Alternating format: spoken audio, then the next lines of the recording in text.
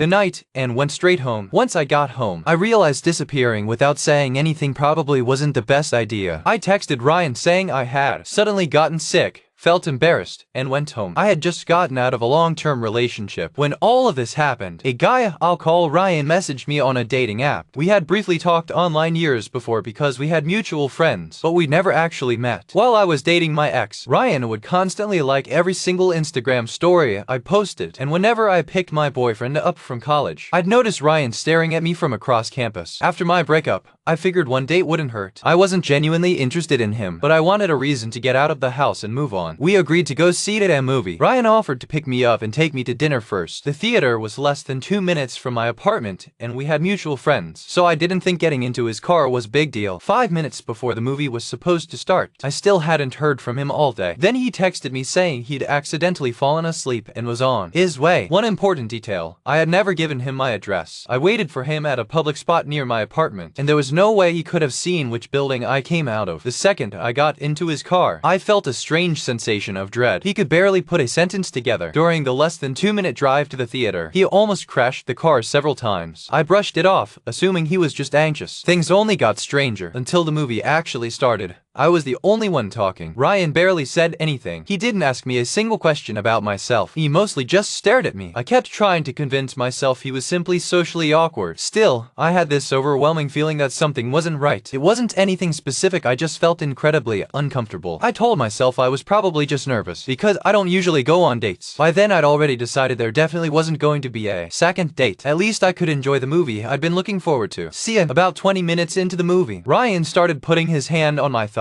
I quietly moved it away. A minute later, he did it again. I moved farther away in my seat. At that point, I started panicking, because I knew if I even looked at him, he'd try to kiss me. So I stood up and said I needed to use the restroom. I never went to the restroom. I literally ran out of the theater in heels in the middle of the night and went straight home. Once I got home, I realized disappearing without saying anything probably wasn't the best idea. I texted Ryan saying I had suddenly gotten sick, felt embarrassed, and went home. I planned to come up with a better explanation the next day, so I went to sleep. The next morning, I woke up to around 50 messages sent overnight. He'd sent me selfies of himself sitting alone in the theater, selfies of himself driving home, selfies of himself lying in bed. Nothing explicit, just photo after photo of his completely serious face. At that point, I decided I didn't owe him anything. I apologized for leaving so abruptly and told him I didn't think we were a good match, so I wasn't interested in seeing each other again, and blocked him. A few weeks later, I went to visit my mom, who lives in another city. While I was there, the concierge at my apartment building messaged me saying someone had left a package for me. The problem was, I hadn't ordered anything. They sent me a picture. Inside a paper bag was one tiny cookie and a handwritten note saying it had originally been meant to be delivered to me at my university. But that didn't work out. The concierge also told me the person who dropped it off was wearing a hoodie, refused to give their name, and ran away. Immediately afterward, I didn't connect it to Ryan because, again, I had never told him where I live. About a month later, I got a message from a girl I'd never met. I'll call her Emily. She introduced herself as Ryan's cousin and said they attended the same university campus as I did. Emily explained that Ryan had been devastated ever since I disappeared from the date. She said he begged her to deliver the cookie to me at school, but because I hadn't been there that day, she ended up taking it to my apartment building instead. Then she sent me a picture of a letter she'd accidentally forgotten to include with the cookie. The letter started by saying he'd had a premonition that I would love the gift the movie we'd gone to see was Final Destination 6. Then it got much worse. He wrote that he'd been in love with me ever since the very first time we'd exchanged messages years earlier. He said he'd ruined the opportunity I'd given him,